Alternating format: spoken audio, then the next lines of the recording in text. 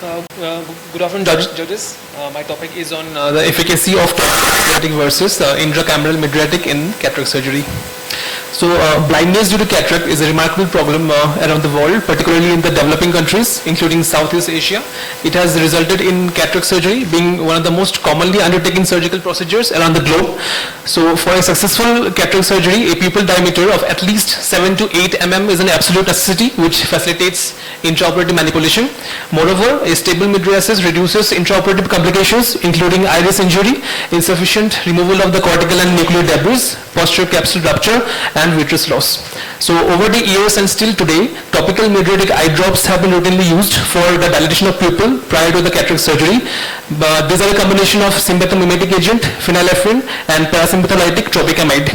But this regimen has many drawbacks, like it requires multiple doses, it needs constant supervision, it requires enhanced, it has enhanced systemic absorption, also it has poor bioavailability and easy wearing off. So all these factors lead to the local effects like corneal punctate, epithelial erosions, and elevated BP, and as well as tachycardia. So in order to find new methods of pupil dilatation, various methods have been explored. And after undergoing multiple trials, it has been found that the intracameral administration of mydriatic agent is a safe and effective alternative to topical mydriatic eye drops. So first reported in 2003, the intracameral mydriatic agent is a combination of parasympatholytic, sympathomimetic, and an anesthetic agent without any added preservative. So the advantages of these agents over topical eye drops are they have better bioavailability, prompt onset of action, prolonged duration of action, less risk of corneal toxicity, less systemic complications, lesser time spent in the pre-op setting. So the aim of this study is to compare the efficacy of intracameral mydriatic agents with topical mydriatic during cataract surgery. The objectives are to determine and compare the onset of action of mydriasis in both these groups, to determine and compare the maximum pupil diameter attained by both the groups of mydriatics during various phases of cataract surgery, and to determine and compare the duration of surgery. So the inclusion criteria is as follows. Patients aged 40 to 80 years with uncomplicated senile cataract with in one or both the eyes scheduled to undergo SICS with PCL implantation under periorbital anesthesia and giving an informed consent for the study. Pupil diameter of at least 6 to 7 mm had to be obtained within 30 minutes following the instillation of 1 drop of topical mydriatic, or to a maximum of 3 times instilled every 10 minutes, 1 day prior to the surgery. The exclusion criteria is as follows. History of previous intraocular surgery in the ipsilateral eye, patients with coexisting ocular pathologies in the ipsilateral eye, history of trauma, infection or inflammation to the ipsilateral eye within the previous 3 months, patients with poorly dilating pupil as a result of diabetes mellitus, intraoperative floppy iris syndrome, pseudoexfoliation syndrome, senile meiosis, prolonged pilocarpine therapy, congenital cataract and associated raised IOP.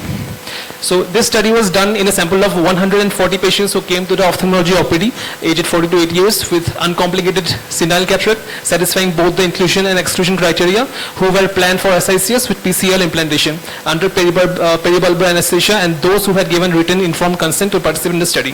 So relevant history was obtained, systemic and local examinations were performed on each patient, which was subsequently recorded on the case sheet.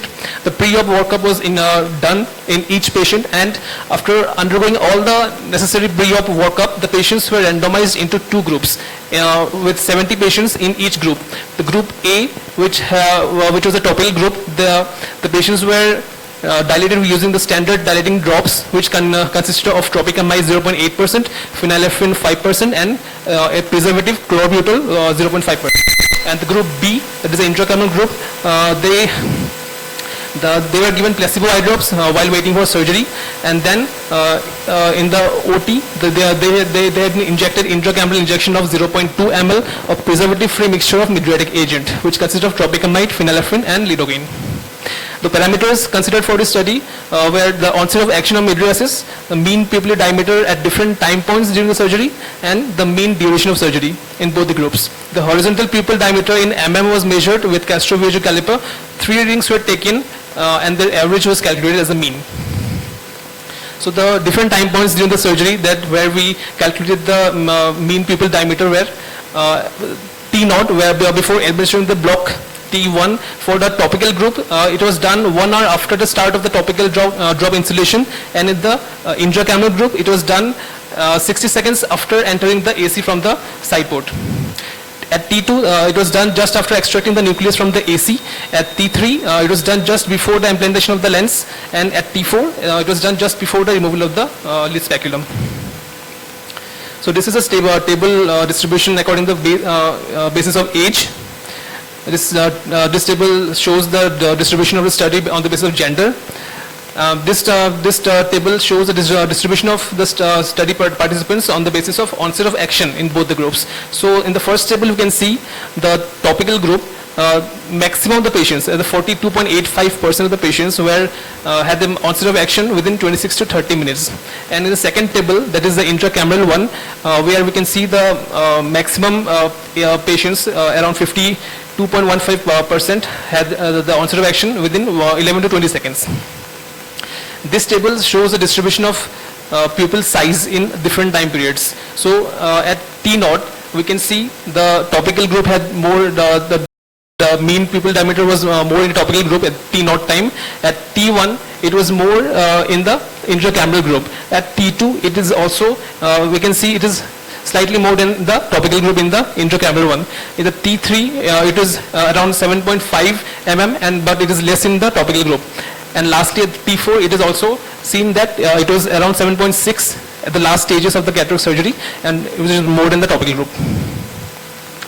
And this study shows a distribution of study participants according to the duration, where you cannot see much difference in both the procedures, so it is kind of nearby. So to conclude, this study was consisted of 140 subjects who were subsequently randomized into two groups. Group A consists of topical and Group B, the intracameral ones, each group with 70 patients each. The mean pupil diameter was larger in the intracameral group when it was measured 1 minute after entering the AC, after extraction of the nucleus from the AC, before PCL implantation, and before the removal of the eyelid speculum. The mean pupil diameter also tended to contract towards the end of the surgery more in the topical group than the intracameral one. The time duration for which the mean pupil diameter was greater during the surgery was found to be better in the second group, in the intracameral group. And there was no significant difference seen in the duration of surgery in both the groups. The stable mydriasis induced by the intracameral... Can you be fast because your time is already up? That's right. The stable mydriasis induced by the intracameral drug combination have had improved the intra-op conditions like anterior capsular axis, cortical aspiration, IOL implantation, but there is no significant adverse effects seen in the intracameral group. So to conclude, the intracameral administration of mydriatic agents offers a rapid, safe and sustained intraoperative mydriasis and can be an effective alternative to topical mydriatic drops with lesser systemic side effects, lesser pre-op waiting time and improved patient satisfaction.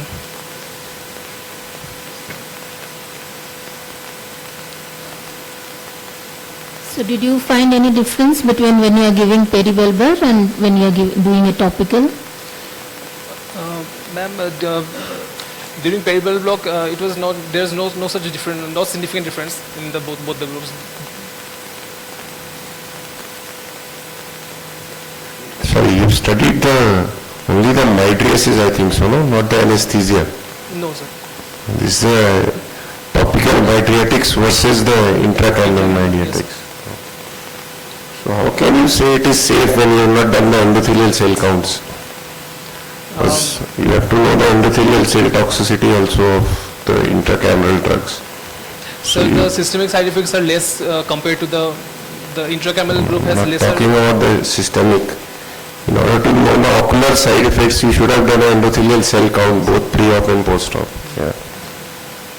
And just request to stick to your time and highlight the main points of the presentation. Okay. Thank you. So next